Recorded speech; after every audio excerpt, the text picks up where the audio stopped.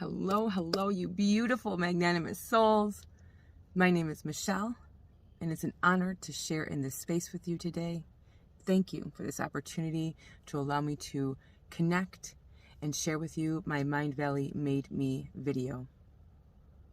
I want to give a quick shout out to Brene Brown. Thank you for your vulnerability awareness efforts. It's because of you that I am now choosing bravery over comfort and watching all the beauty that unfolds from doing so.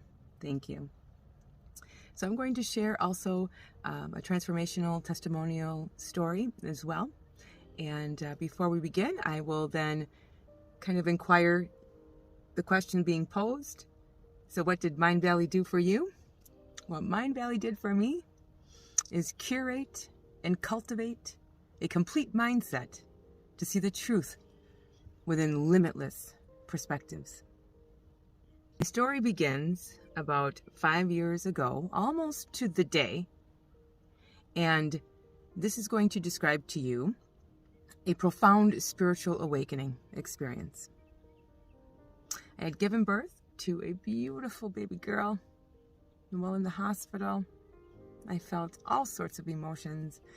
I was excited and elated and an overwhelming amount of love and an eagerness because we were about to embark upon a new journey with our new family.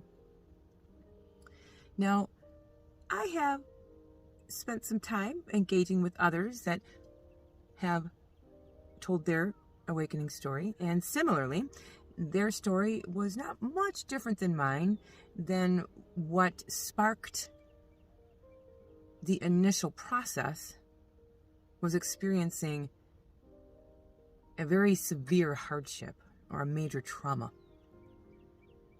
It was that, opposing force that kicked it off. I brought my baby girl home, and a little while later, I ended up falling into a very, very deep depressive state. I didn't know depression until that moment. And the reason that triggered it was the discovery of a major, beyond major betrayal that broke my heart. I didn't know how to handle it. I was confused. I basically fell apart. I was doing my best to function and be there for my daughter. I carried around this knowing of betrayal for a while, and it became completely unbearable. I felt so alone. I've never felt so alone in my entire life. And one day, I was by myself. It was a day that I was able to purge and let out all of this heavy weight that I was carrying around with me. And I just fell flat to the ground, right on my knees, crying and bawling and shaking and convulsing almost, yelling out, what am I supposed to do? How am I supposed to handle this? How can I make the right decisions so that this betrayal will not tear my family apart? And I had belief systems at that time that didn't allow me to feel comfortable to go to my tried and true resource that I would always go to for wisdom and guidance. This is why I felt so alone. So while I was on my knees and crying and my head down to the floor, I was asking God, why? Why me? What am I supposed to do? Never in my life had I ever cried out to God for help, but this time I did. All the other times I've ever made prayers was for the betterment of others, to help others through their pain and suffering. And this time it was for me. I was pleading, please, if you could just let me know what it is that I need to do. Because how many times have I heard others say that their prayers have gone unanswered and they never get a response? And I had very little experience of communicating directly with God. So it was like, it would have to be a miracle for me to hear what I needed to do. And I said, God, I would do anything I will do anything, whatever it takes. If you would just answer my cries and let me know what I'm supposed to do. So I had enough time alone by myself to collect myself and breathe through the pain. I felt a little bit better because I released, and I had something now that I could look forward to hopefully hear a response. I went to bed, and before I fell asleep, I reaffirmed my confirmation, my promise made to God. I will do whatever it takes. Next day, I woke up and I had a doctor follow-up appointment. I'm an hour drive away, and it was the first time that I was by myself. And I'm on my drive thinking, God, please answer. And I went to my appointment, came back, hour drive back. I was about 20 minutes from the house, and I'm like, still nothing, heard nothing, got nothing, didn't see any synchronicities. And I remembered the name of one of my spirit guides that I was told from a while back what the name of one of my guides was, and I was calling out for help. And I got home, ended up getting comfortable. We had my normal routine, made dinner, fed the baby, and, put on something on TV. And while I was in like a completely emotionless state, I was like in a platonic state, I ended up hearing step-by-step guidance on what I was meant to do and how I should handle it. I was so taken aback that my whole body felt like ice, and my hair was standing on end. And I was looking around like, oh my God, God heard me. Every question I had was being answered. Now, of course, the guidance was convoluted and complicated and messy, but I was like, I never felt so at peace because this was the first time that I've never felt alone.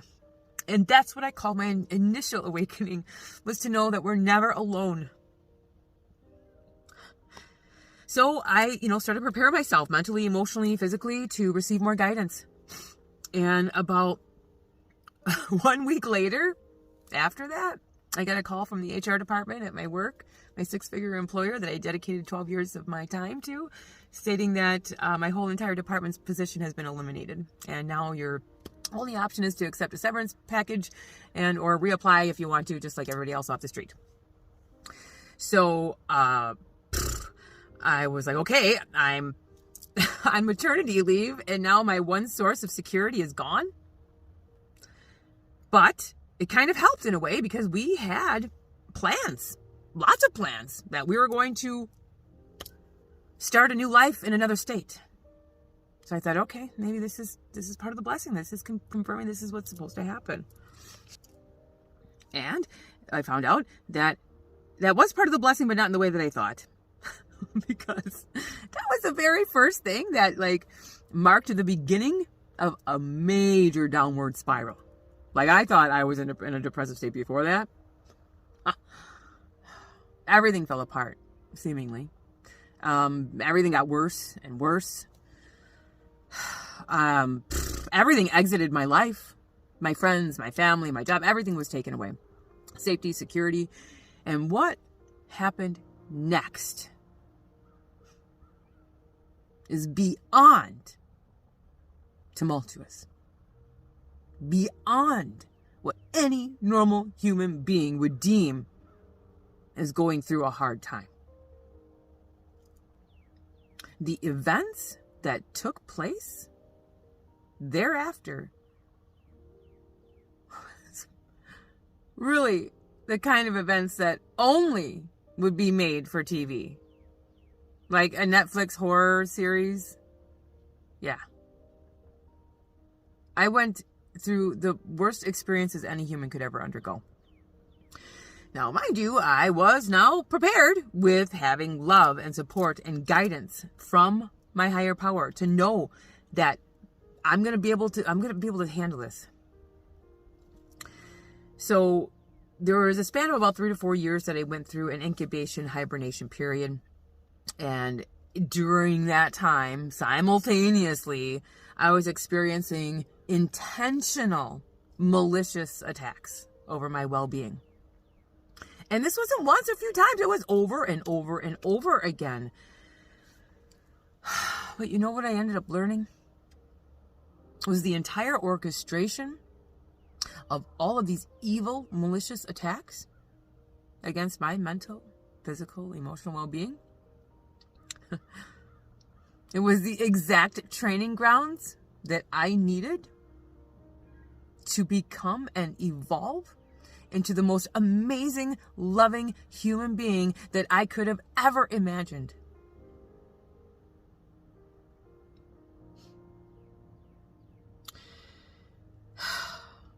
What ended up happening through every single attack, eventually, all the curses, all the spells, all the attempts to tear me down ended up having the complete opposite effect. Every single one ended up lifting me up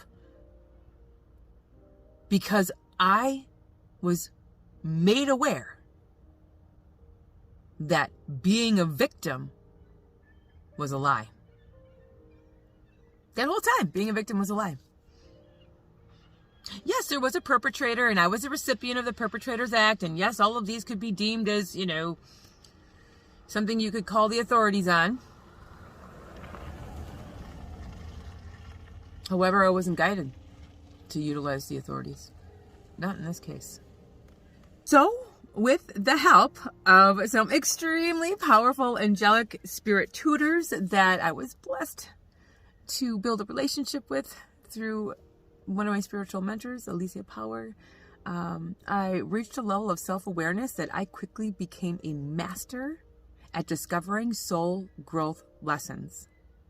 I was able to use all of those challenges to activate higher and higher expressions of myself. There wasn't a day that didn't go by that I wasn't committed to my promise I made to God. I worked countless hours on myself, healing and evolving. I went through several activations, initiations, epiphanies, and one day I started receiving profound visions. And these visions were showing me up on stage speaking. And what I was speaking was my story, along with all the other things that I am now extraordinarily passionate about. But I was able to learn how to maintain a state of frequency, a frequency state in harmony of creation. And that allowed me to then balance what it means to be in a state of doing and in a state of being. I realized that every fiber of my entire being is made of love. So I am love. I am kindness. I am compassion. I am understanding. It's not something that I just do those things, but I became the complete embodiment of those expressions. Similarly, with leadership and my leadership skills, and all over my birth chart stating that I am a natural born leader. But instead of doing a leadership role or performing a leadership role, I am and have become a leader. So this path has led me to discover my greatness and my grandness so I can lead others to discover theirs. I don't think we really should be wishing upon a star, because I think we need to be focusing on how to realize we are the stars. Mindvalley made me curate and cultivate a mindset to see limitless perspectives, to see the truth in that. And what that means is that opens up the doors to limitless perspectives, limitless opportunities, limitless abundance, limitless achievements, limitless rewards, limitless everything. And all I needed to do now in this now moment, which is the next step for my evolutionary growth, is to make my presence known. I am exiting my hibernation period. And I am now stepping out and telling my story and connecting with all the beautiful, magnanimous souls out there. So, it's not by chance that I am being divinely guided to connect with an organization, Mindvalley, that shares the exact same mission, same goals, same vision. You know, if you and I can recognize the beauty in one another to see all that we are and all that we are becoming, we literally can give birth to the visions that were being shown to me together. I know that I am, just like you, a finite expression of the entire universe becoming aware of itself. And that's because the universe wants to experience itself through my eyes of limitlessness. Now, I would like to direct my attention to speak right to you, Vishen. Vishen, do you remember me? I know you do, but you may not right now. So in the absence of your remembrance, that's okay. But we do have a lot of work that needs to be performed together. And what I'm needing of you and asking of you is for you to reach your hand out to me so I can graciously accept the invitation to join hands with the Mindvalley movement. Miracles are upon us. And I look forward to connecting. Thank you so much for this opportunity. Thank you so much for all your love. I love you. Namaste.